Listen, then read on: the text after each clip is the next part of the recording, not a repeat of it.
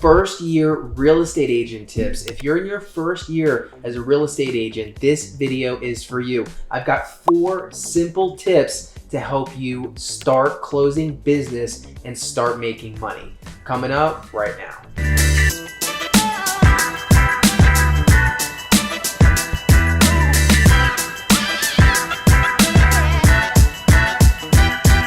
Hey everyone, welcome back to Freedom Agents. My name is Mark. I am a real estate agent and team leader here in Atlanta, Georgia, and these videos are all for you. They are free, and these are the exact tips, the exact strategies that I use to become a multi-million-dollar producer. If this is your first time on the channel, I want you to understand there is a lot of great content I've made in the past. Whether you're looking to work with investors or looking to use YouTube to generate leads, don't sleep on my past videos. I literally share everything that's worked for me so far. Okay, let's get right into it. This is gonna be quick and easy. First year real estate agent tips. I'm trying to simplify these videos in content because one of the big things about being a real estate agent is all the noise, all the things that you could be working on but that are not producing business for you. So I'm gonna try to keep this really simple so you can walk away from this video with clarity. Real quick, before I get into it,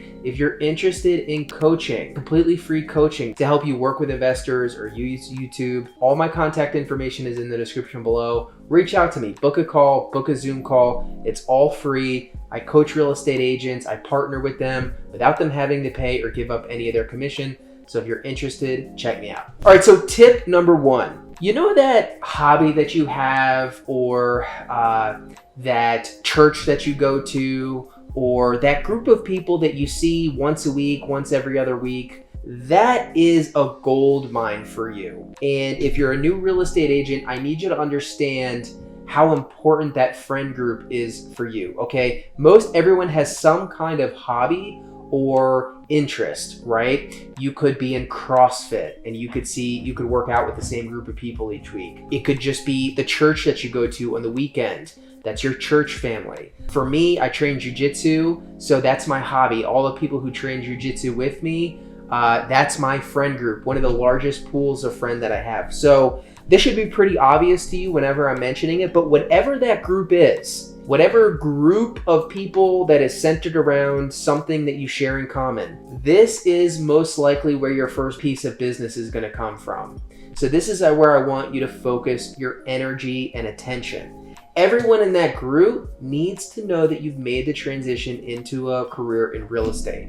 Day in and day out in your daily routine, you need to be putting those relationships, putting those contacts into your CRM. So if you go to church and you have, let's just say a group, but you're not going to put everyone in your CRM, but the 15 or 20 people that you see most often, or even the 5 or 10 people that you have closer relationships with, they need to go in the CRM.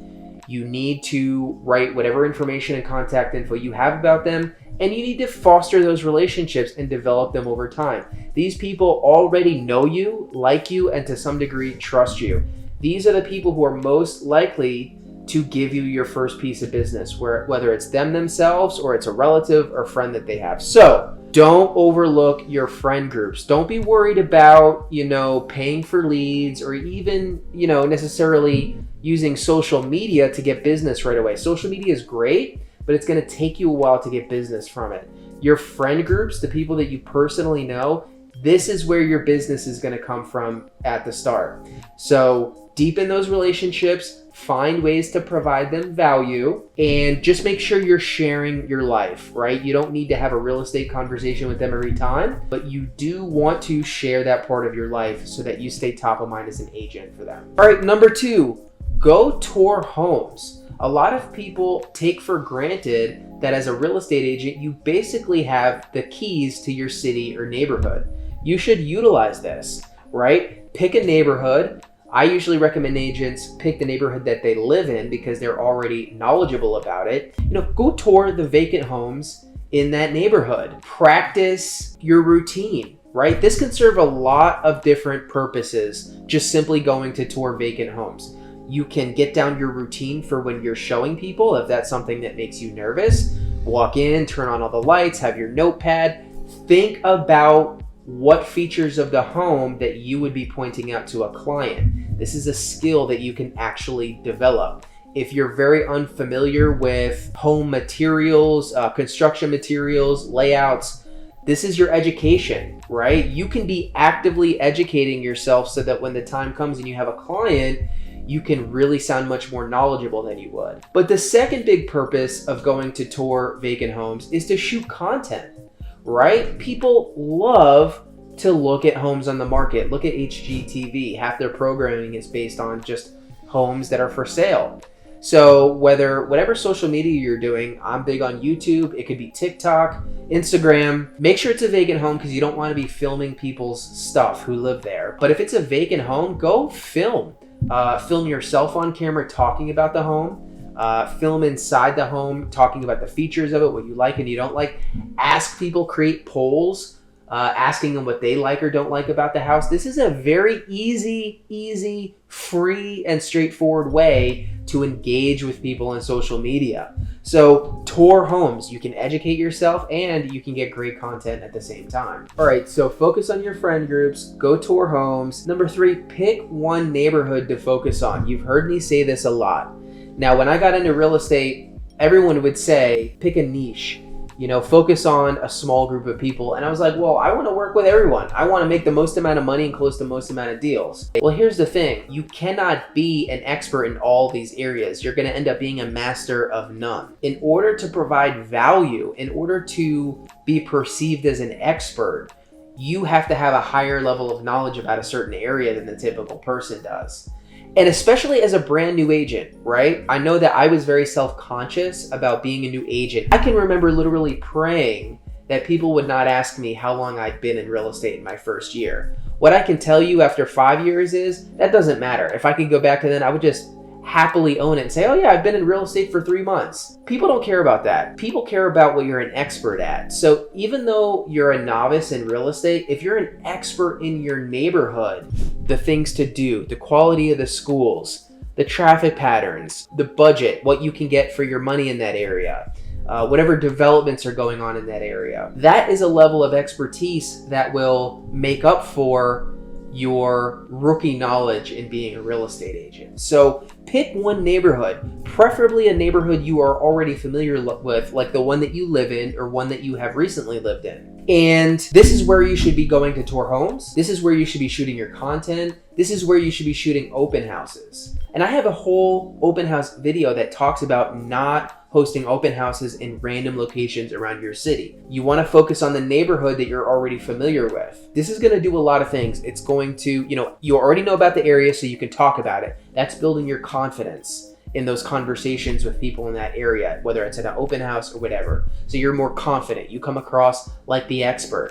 The other thing is you're building up brand awareness over time. Okay, so if you're hosting an open house in the same area, the same small radius, and people are seeing your signs every weekend, they're seeing you open houses every weekend, you're eventually going to build up brand awareness pretty quick. Whereas if you host an open house on the south side of town one week, and then 30 minutes north on the north side of town the other week, you are not going to develop any brand awareness. You're not going to compound interest, right? Like you would if you stay in one area. So there are a lot of benefits of not trying to be a jack of all trades, but just focusing on one neighborhood. Just to start, you can always branch out and get bigger, but whether you're sending out flyers, whether you're door knocking, hosting open houses, shooting content, focus on one neighborhood. And then when you're posting about it, you're going to be talking about it, you're going to be sounding like an expert, and that is going to get you business much more quickly. All right, and tip number 4, I told you I was going to keep it simple. Only 4 tips in this whole video. Get good on camera. Listen, it's 2022 and you have major technology companies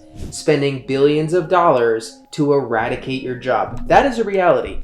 Zillow, Redfin, Amazon's coming into this space, Realtor.com, all of these places exist to squeeze out your margin in the real estate transaction, right? They see a fat 3% on each side and they say, we can offer better service and we can offer it more cheaply. We can cut out the real estate agent. Now, there's a lot of reasons why I don't think, a lot of people say a real estate agent is going to go extinct in the next 5 years, and people have been saying that quite a while.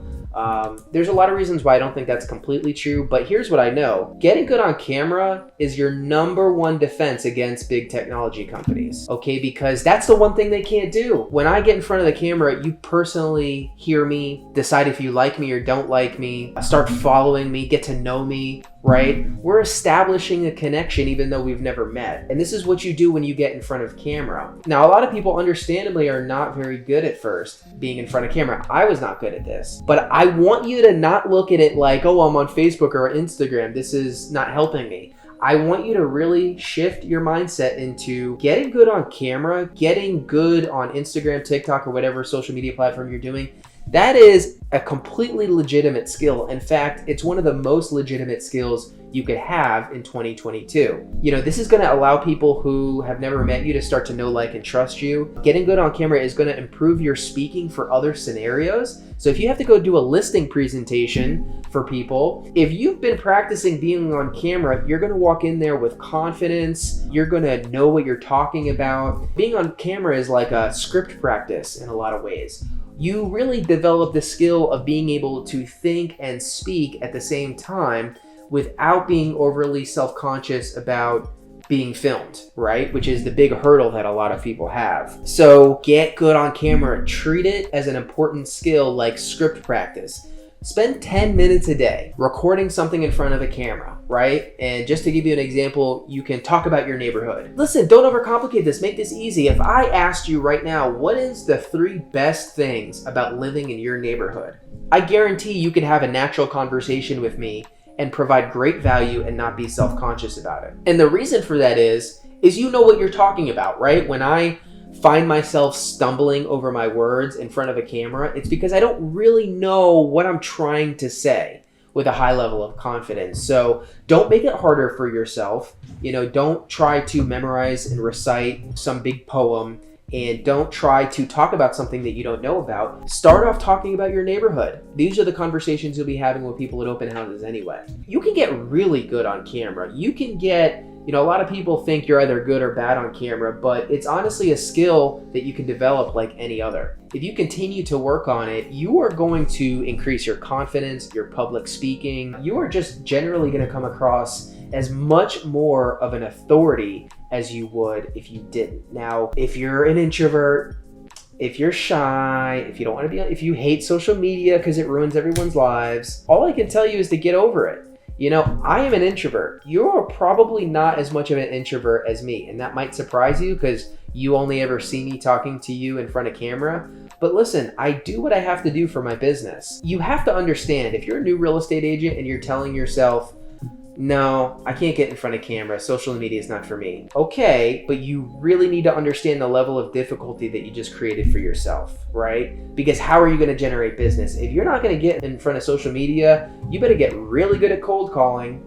And I can tell you from experience, that's a lot harder to get good at than being in front of camera. You better get really good at calling your family and friends and asking for referrals. You better get really good at open houses, because if not, where's your business going to come from? And the irony is, all those things that I just mentioned, they involve a confidence in public speaking. So to me, it makes no sense why you wouldn't get in front of a camera. So there you have it. 4 quick and easy tips. I want you to focus on your friend and hobby groups.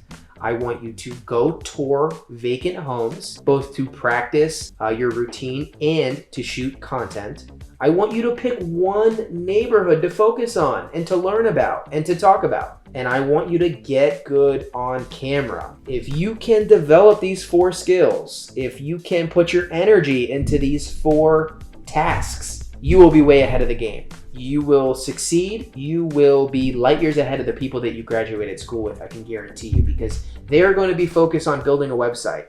They're going to be focused on their logo. They're going to be focused on, honestly, just shooting the shit at the brokerage.